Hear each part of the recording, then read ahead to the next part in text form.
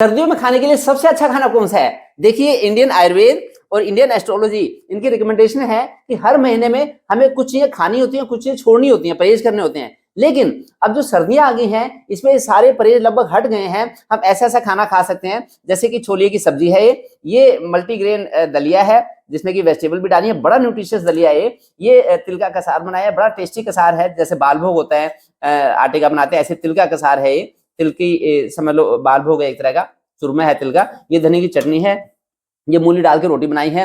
और फिर ये सारे डेयरी प्रोडक्ट्स भी ले सकते हैं आप, दही दूध घी ये ले सकते हैं सर्दियों में। और सर्दियों में आप जैसे गर्म तासीर की चीज जैसे कुल्थी की दाल है या फिर तिल है, तिलों का सबसे अच्छा उपयोग कर सकते हैं कि जो दलिया खिचड़ी बनाए उसमें डाल लें, उबले और रूप ले ले। गज्जक रेवड़ी बासी चीजें ना खाएं।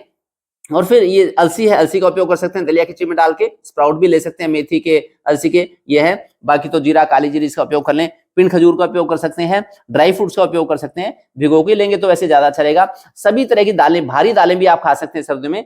उड़द राजमा छोले मटर इस तरह की दालें खा सकते हैं। जो मर्जी सब्जी खा सकते हैं। कच्ची हल्दी का उपयोग कर लें, चुकंदर का उपयोग कर लें, शकरकंदी का उपयोग कर लें। ये सब्जियां ले सकते हैं। जो मौसम के फल है वो भी खा सकते हैं। लेकिन दो शर्तों का ध्यान रखना पड़ेगा। दो शर्तों का ध्यान रखना अगर रख लेंगे फिर तो आप पूरे साल भर फिट रहेंगे।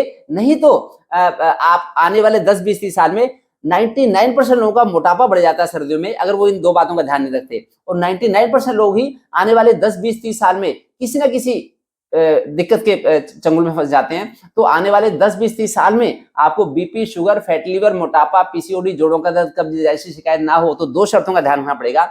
एक तो सर्दियों में घर में छुपके ना रहे, दुबके ना रहे, आउटडोर एक्टिविटी जारी रखें। रनिंग करके आए, दंड बैठक लगाएं, आप स्पोर्ट्स जो खेलना चाहते हैं वो खेलें। और फिर आप घर में योगा करें, आसन करें, सभी तरह के पूरे शरीर के तिल के तेल से मालिश भी करें। ये ध्यान रखना पड़ेगा। जो लोग पहलवान है, अखाड़े में जाते हैं, जो स्पोर्ट्समैन है, दौड़ लगाते हैं, जो लोग किसान है, खेती करते हैं, उनको ठंड में कोई दिक्कत नहीं होती। वो पेट भर के खाना खाते हैं और उनका मोटापा नहीं बढ़ता और वो उनके फिटनेस बड़ी अच्छी रहती है। तो ये आपको आउटडोर एक्टिविटी का ध्यान रखना पड़ेगा। दूसरा, खाने में आपको हमने क्वालिटी की रिस्ट्रिक्शन हटा दी। जो तरह का खाना खाएं आप खा सकते हैं, लेकिन आपको ये ध्यान रखना पड़ेगा खाना दिन में 2 बार ही खाएं। इंटरमिटेंट फास्टिंग फॉलो करें। इंटरमिटेंट फास्टिंग फॉलो करनी पड़ेगी। सुबह 8-9 बजे से पहले ना खाएं, शाम को सूरज छिपने के बाद ना खाएं। 2 बार खाना खाना पड़ेगा। दोपहर में थोड़े फल खा के काम चला लें, उससे आपका खाना 100% पच जाएगा। और बाकी 16 घंटे जब आप खाली पेट रहेंगे तो आपकी जो बॉडी को अंदर डिटॉक्स होने की, क्लींजिंग का मौका मिल जाएगा। आप सर्दी में ऐसा खाना खाएं कि आपकी हड्डी पसली दिखती रहे, जैसे मेरी हड्डी पसली दिखती है वैसे दिखती रहे। अगर चर्बी चढ़ जाएगी तो वो आने वाले कुछ सालों में, 1-2 दशक में वो बीमारी का रूप ले लेगी। उससे आपको बचना पड़ेगा। दूसरा, कोई बासी चीज ना खाएं।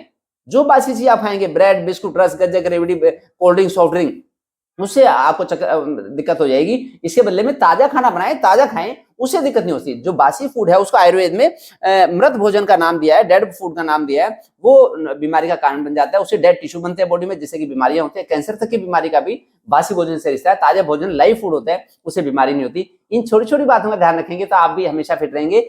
देखिए, मेरा तो जो ऋतुचर्या का कैलेंडर है, हम लोग इसे फॉलो करते हैं। मैं और मेरा पूरा परिवार हमेशा फिट रहते हैं। आप भी फॉलो करेंगे तो अच्छा रहेगा। इसकी पीडीएफ मेरी वेबसाइट से डाउनलोड कर सकते हैं। और हार्ड कॉपी चाहिए तो आप मेरे से मंगा सकते हैं फोन करके। मैं फोन नंबर मैसेज दे रहा हूँ आपको, जो व्हाट्सएप नंबर का दे रहा हूँ उसमें मैसेज कर सकते हैं। बाकी आने वाली मई में मैं एक वर्कशॉप रखूंगा, रेजिडेंशियल वर्कशॉप, जिसमें कि आप मेरे साथ 3 दिन रह सकते हैं। उसमें मैं सुबह 3-4 घंटे योग भी कराऊंगा, दिन भर थेरेपीज भी चलेंगी और खान पान रहन भी हमारे हिसाब से होगा। लगभग नो प्रॉफिट नो लॉस पे वर्कशॉप होगी 3 दिन की।